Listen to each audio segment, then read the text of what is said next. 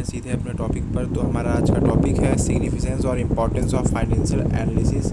अब तक मैंने आपको फाइनेंशियल एनालिसिस के बारे में पढ़ाया था। तो अब जो मैंने आपको फाइनेंशियल एनालिसिस के बारे में पढ़ाया तो अब तक मैंने आपको पढ़ाया था कि फाइनेंशियल एनालिसिस होता क्या है, कौन कौन से पार्टीज़ फाइनेंशियल एनालिसिस में इन्वॉल्व होते हैं, और बाकी और सारी चीज़ें मैंने आपको इससे रिलेटेड पढ़ाया था। तो अब हम चलते हैं, बाकी सारी चीज़ें तो हो ही गई थी। अब हमें पढ़ना है significance of financial analysis. Financial analysis के इम्पोर्टेंस क्या है, तो हमें ये भी जानना है कि फाइनेंशियल एनालिसिस के इम्पोर्टेंट क्या है। तो हम वन बाय वन टॉपिक को समझेंगे। जो भी टॉपिक्स इस चैप्टर से रिलेटेड बहुत इंपॉर्टेंट होगी, हम वन बाय वन सारे टॉपिक को समझेंगे कि जो भी फाइनेंशियल एनालिसिस क्यों जरूरी है, किन किन पार्टी उसकी जरूरी है, कौन कौन से पार्टीज इंटरेस्टेड होते हैं फाइनेंशियल एनालिसिस में। ओके, तो सबसे पहले हम समझते हैं कि फाइनेंशियल एनालिसिस इम्पॉर्टेंट क्यों है।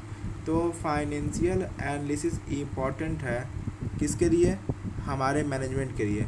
फाइनेंशियल एनालिसिस किसके लिए इम्पॉर्टेंट है, तो फाइनेंशियल एनालिसिस हम वो मैनेजमेंट के लिए बहुत ही ज़्यादा इम्पॉर्टेंट होता है। याद रखिएगा, मैनेजमेंट के लिए वो क्यों इम्पॉर्टेंट होता है। तो सुनिए, हर एक मैनेजमेंट चाहता है कि उसके मैनेजमेंट के अंदर सॉल्वेंसी रहे, प्रॉफिटेबिलिटी रहे, कैपिटल का स्ट्रक्चर बना रहे।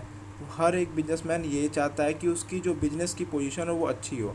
अब बिजनेस की पोजीशन उसकी कैसी अच्छी होगी, बिजनेस की पोजीशन तो तभी अच्छी होगी जब वो time to time financial statement का एनालाइजेशन करते रहेगा।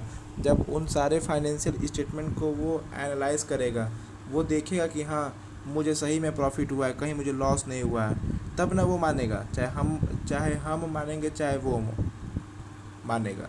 तो हम कह सकते हैं कि मैनेजमेंट का एक और सबसे मतलब ये फाइनेंशियल स्टेटमेंट एनालिसिस का ये सबसे बड़ा इम्पोर्टेंस है। सिग्निफिकेंस फॉर मैनेजमेंट के लिए भी बहुत इम्पोर्टेंट होता है फाइनेंशियल एनालिसिस करना, क्योंकि फाइनेंशियल एनालिसिस करने से ही कोई भी मैनेजमेंट अपनी पूरी की पूरी सॉल्वेंसी, पूरी की पूरी प्रॉफिटेबिलिटी और जो उसके फर्म की कंडीशन है मार्केट में, चाहे आउटसाइड चाहे इनसाइड, तो उसे मालूम चल जाता है। नेक्स्ट है सिग्निफिकेंस फॉर इन्वेस्टर्स। अब देखिए इन्वेस्टर के लिए ये क्यों इम्पोर्टेंट होता है। अब बात आती है कि ये जो क्या कहते हैं इम्पोर्टेंस या सिग्निफिकेंस ऑफ फाइनेंशियल एनालिसिस है, ये कैसे इन्वेस्टर्स के लिए इम्पोर्टेंट होता है। तो चलिए मैं आपको बता देता हूँ। ये इन्वेस्टर्स के लिए इसलिए इम्पोर्टेंट होता है कि कोई भी इन्वेस्टर्स अगर आपके फर्म में पैसा लगाना चाहेगा ना, तो आपके फाइनेंशियल स्टेटमेंट को सबसे पहले एनालाइज करेगा कि क्या वो जो अगर आपके फर्म में पैसा जमा करे तो क्या आप उसको कितना प्रॉफिट दे सकते हो। वो ये भी चेक करेगा कि जो पिछले 10 सालों में, चाहे पिछले 2-4 सालों में जो भी आप में पैसा इन्वेस्ट किया है, उन लोगों से भी वो मिलना चाहेगा। उन लोगों से भी ये भी कहना चाहेगा कि अरे वो फर्म कैसा है, ये फर्म कैसा है, उसके बाद वो कंपैरिजन करेगा। तो इन्वेस्टर्स भी जो होते हैं वो भी फाइनेंशियल स्टेटमेंट को चेक करते हैं। तो ये भी एक बहुत बड़ा इम्पोर्टेंस होता है कि वो फाइनेंशियल स्टेटमेंट को टाइम टू टाइम क्या करें, चेक करें। वो चेक किस लिए करते हैं कोई भी इन्वेस्टर, कि कोई भी इन्वेस्टर हमारे बिजनेस में पैसा इन्वेस्ट ऐसे नहीं कर देता है।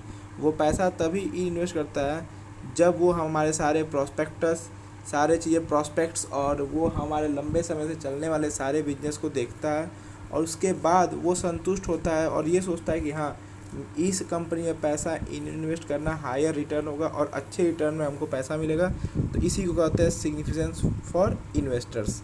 नेक्स्ट है सिग्निफिकेंस फॉर क्रेडिटर्स। अब देखिए क्रेडिटर्स के लिए भी क्या इंपॉर्टेंस होता है फाइनेंशियल एनालिसिस। तो क्रेडिटर कौन होते हैं, सबसे पहले हम जान लेते हैं। आप क्लास 11th में बेसिक अकाउंटिंग पढ़े हैं।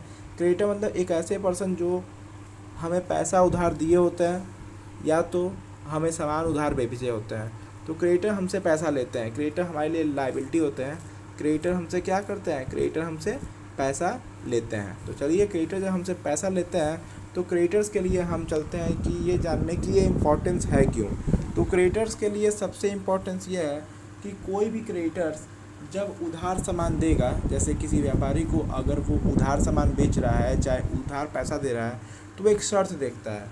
वो ये शर्त देखता है कि क्या उस व्यापारी को प्रॉफिट हो रहा है, क्या उस व्यापारी को केवल लॉस नहीं ना हो रहा है। वो ये भी देखेगा कि क्या वो व्यापारी दूसरों का पैसा जब ले लेता है तो टाइम टू टाइम दे देता है, इन सारी चीज़ करने के बाद वो जानेगा कि अगर इनको हम पैसा देंगे तो मेरा पैसा कहीं डूबेगा नहीं और मुझे in return right amount right time मिल जाएगा।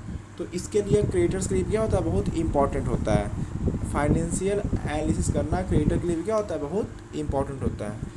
नेक्स्ट है सिग्निफिकेंस फॉर गवर्नमेंट। गवर्नमेंट के लिए क्या इंपॉर्टेंस होता है, तो हाँ गवर्नमेंट के लिए फाइनेंशियल स्टेटमेंट एनालिसिस बहुत इंपॉर्टेंट होता है कि गवर्नमेंट ये देखना चाहती है कि क्या जो इंस्टीट्यूशन है वो हमारे सारे रूल्स और रेगुलेशंस, जो भी इंडस्ट्री के रूल्स एंड रेगुलेशन है उसको फॉलो कर रहा है।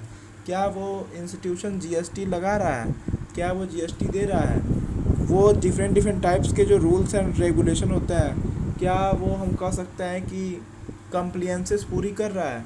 वो सारे कंप्लियंसेस जो कंपनी एक्ट में कहे गए हैं या फिर जो पार्टनरशिप एक्ट में कहे गए हैं, क्या वो सारे कंप्लियंसेस पूरी कर रहा है। गवर्नमेंट ये भी टाइम टू टाइम चेक करेगी कि क्या वो प्रोडक्शन, क्या वो परचेजिंग, क्या वो सेलिंग एक लॉ के तहत कर रहा है। ये नहीं ना कर रहा है कि कुछ भी प्रोडक्ट आया, किसी प्रोडक्ट आया बिना उसकी जांच के खरीद रहा है और बिना उसकी जांच के बेच रहा है। तो गवर्नमेंट ये भी देखती है। तो गवर्नमेंट के लिए फाइनेंशियल स्टेटमेंट एनालिसिस इसलिए इम्पोर्टेंट होता है कि गवर्नमेंट की भी इच्छा होती है कि वो जानना चाहती है कि क्या ये हमारे सारे इंडस्ट्री के रूल्स और रेगुलेशन को फॉलो कर रहा है कि नहीं कर रहा है, और अगर नहीं कर रहा है तो उस पर गवर्नमेंट एक प्रॉपर एक्शन लेती है। नेक्स्ट है significance for financial institutions. Financial institutions के लिए भी बहुत ज़्यादा ये इम्पॉर्टेंट होता है। तो हम जानते हैं कि कैसे फाइनेंशियल इंस्टीट्यूशन के लिए फाइनेंशियल स्टेटमेंट एनालिसिस बहुत इंपॉर्टेंट है। कैसे फाइनेंशियल इंस्टीट्यूशन के लिए फाइनेंशियल स्टेटमेंट एनालिसिस बहुत इंपॉर्टेंट है। तो फाइनेंशियल इंस्टीट्यूशंस के लिए फाइनेंशियल स्टेटमेंट एनालिसिस इसलिए ज़रूरी है कि डिफरेंट टाइप के फाइनेंशियल इंस्टीट्यूशन होता है, जैसे बैंक, इंश्योरेंस कंपनी, जैसे इंश्योरेंस कंपनी में आ जाएगा यूटीआई, एलआईसी। ये सबको क्या करना होता है, कंपनी को टाइम टू टाइम पेमेंट करना होता है। तो वो कभी कभी कंपनी झूठ बोल देती हैं। तो जब कंपनी झूठ बोलती है तो ऐसे केस में जो इंश्योरेंस वाली कंपनी होती है उसको नुकसान हो जाता है। तो क्या करती है कंपनी, इसलिए कंपनी भी बहुत बुद्धिमान होती है। कंपनी अपना 1 रुपया जल्दी किसी को देना नहीं चाहती। तो कंपनी क्या करती है, उनके द्वारा बनाए गए फाइनेंशियल स्टेटमेंट का 2, 4, 10 साल 15 साल का, मतलब उनके द्वारा बनाए गए फाइनेंशियल स्टेटमेंट का कंपनी क्या करती है, एनालाइजेशन करती है, उनको निकालती है, निचोड़ निकालती है कि उनको कितना रुपया रियल में प्रॉफिट हो रहा है, कितना रुपया लॉस हो रहा है, कितना रुपया लोन पेड कर रहे हैं, कितना रुपया इंश्योरेंस पेड कर रहे हैं, और उनकी सारी कैपेबिलिटी को देखती है और उसके बाद एनालिसिस करती है। और उसके बाद अगर उनके साथ कुछ इफ़ या बट कोई हादसा होता है तो कंपनी ऐसे वक्त में उनको उनके अकॉर्डिंग पैसा देती है। जैसे मान लीजिए कोई पर्सन है जो पैसा दे ही नहीं रहा है, मतलब जो इंश्योरेंस का पैसा टाइम से भरता नहीं है, और उसके दुकान में आग लग गई। तो जब उसके दुकान में आग लग गई तो वो लोगों से बोल रहा है कि नहीं, मेरी दुकान में आग लग गई तो मुझे 10 लाख रुपया दीजिए। तो इंश्योरेंस कंपनी सबसे पहले देखेगी ना कि आखिरकार उसके पास संपत्ति कितना थी। तो वही है significance for financial institution. Financial institution के लिए भी ये बहुत इंपॉर्टेंट होता है। फाइनेंशियल इंस्टीट्यूशन को भी डिफरेंट रिकॉर्ड प्रोवाइड करने होते हैं, जैसे बैंक्स को भी देने होते हैं किसी इंडस्ट्री के साथ। फाइनेंशियल इंस्टीट्यूशन जैसे यूटीआई, एलआईसी, आज के दिन में बहुत सारी कंपनियां हो गई हैं, वो भी सब फाइनेंशियल इंस्टीट्यूशन, मतलब फाइनेंशियल इंस्टीट्यूशन के लिए फाइनेंशियल स्टेटमेंट एनालिसिस बहुत इंपॉर्टेंट आज के डेट में हो चुका है। नेक्स्ट हमारा सिग्निफिकेंस फॉर एम्प्लॉयज़।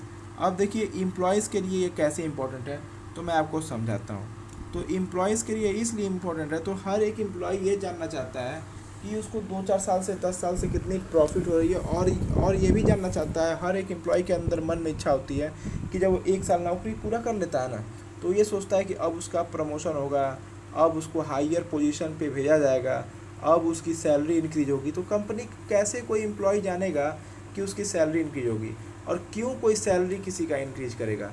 जब कंपनी को प्रॉफिट होगी तब ना कंपनी सैलरी इंक्रीज करेगी, और जब कंपनी को प्रॉफिट होगा ही नहीं तो कंपनी कैसे सैलरी इंक्रीज करेगी। ऐसे केस में तो कंपनी सैलरी डिक्रीज भी कर सकती है। कंपनी जो होता है अपने फाइनेंशियल स्टेटमेंट को मतलब रिपोर्ट करती है, लोगों तक को बताती है, तो जितने भी एम्प्लॉयज़ होते हैं वो अन्य एम्प्लॉयज़ तक भी तो बात पहुंचाएंगे कि उनको इतना रुपया मिला, इतना रुपया नहीं मिला। तो वो भी क्या करते हैं, जो भी एम्प्लॉय होते हैं जो फर्म में काम करते हैं, वो भी 2-4 साल 5 साल 10 साल का फाइनेंशियल स्टेटमेंट का एनालिसिस करते हैं, उसके बाद ही वो ज्वाइनिंग करते हैं। जैसे अगर आपको कोई बोल दे कोई ऐसी कंपनी में काम करने के लिए जो कंपनी बंद हो गई है, तो क्या आप उसमें जाएंगे? नहीं, आप उसमें कतई काम करने जाएंगे, क्योंकि आप उसकी फाइनेंशियल पोजीशन को जान रहे हैं और उसके फाइनेंशियल स्टेटमेंट एनालिसिस को जान रहे हैं। तो एम्प्लॉयज़ के लिए भी ये बहुत ही ज़्यादा इम्पॉर्टेंट होता है, क्योंकि हर एक एम्प्लॉय हर एक चीज़ नहीं जान पाता, और हर एक चीज़ न जानने के कारण उसके साथ बहुत चीटिंग भी हो सकती है। नेक्स्ट है significance for stock exchange authority. जो फाइनेंशियल स्टेटमेंट एनालिसिस बना है, वो एक तरीके से स्टॉक एक्सचेंज अथॉरिटी के लिए भी बहुत ज़्यादा इम्पॉर्टेंट होता है। जितने भी स्टॉक एक्सचेंज अथॉरिटी होती है, जैसे हमारा निफ्टी हुआ, जैसे हमारा बॉम्बे शेयर मार्केट हुआ, वर्ल्ड शेयर मार्केट हुआ, वो भी क्या करते हैं अपने रेशियो में, मतलब किसी भी ईपीएस हम कह सकते हैं कि earning ratio and profit sharing ratio, या प्राइस अर्निंग रेशियो हम कह सकते हैं पीईएस, और हम कह सकते हैं अर्निंग पर शेयर, ईपीएस का फुल फॉर्म हम कह सकते हैं ईपीएस, अर्निंग पर शेयर। ये इसलिए भी जरूरी होता है कि कोई कंपनी कितना रुपए इन्वेस्ट किए, कितना रुपए से उसको इंटरेस्ट मिल रहा है, ये सब चीज़ जानने के लिए वो भी सब जितने भी स्टॉक एक्सचेंज कंपनी है वो एनालिसिस करती हैं, वो एनालाइजेशन निकालती हैं, और एनालाइजेशन निकालने के बाद वो कंपनीज़ को बताती हैं कि आपको इतना रुपया प्रॉफिट हुआ, चाहे आपको इतना रुपया नुकसान हुआ।